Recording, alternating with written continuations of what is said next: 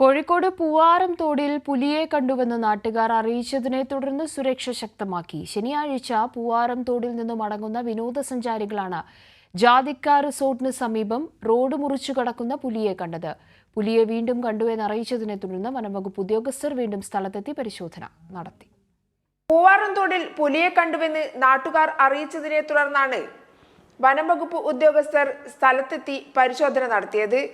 ഇക്കാലം അത്രയും ഈ പ്രദേശത്ത് പുലിയെ പോലുള്ള വന്യജീവികളുടെ യാതൊരു ശല്യവും ഉണ്ടായിരുന്നില്ലെന്നാണ് വർഷങ്ങൾക്ക് മുൻപ് കുടിയേറി പാർത്തവർ പറയുന്നത്.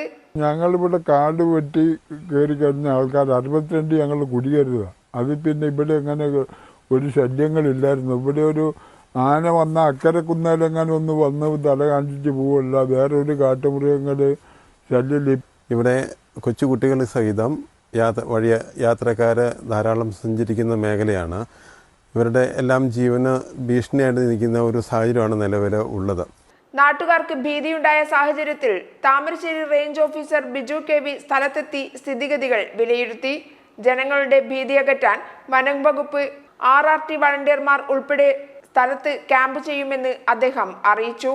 പുലിയെ ഇവിടെ നിന്ന് തുരത്താനുള്ള നടപടി എത്രയും പെട്ടെന്ന് സ്വീകരിക്കണമെന്നാണ് നാട്ടുകാരുടെ ആവശ്യം. കൈരളി ന്യൂസ്, കോഴിക്കോട്.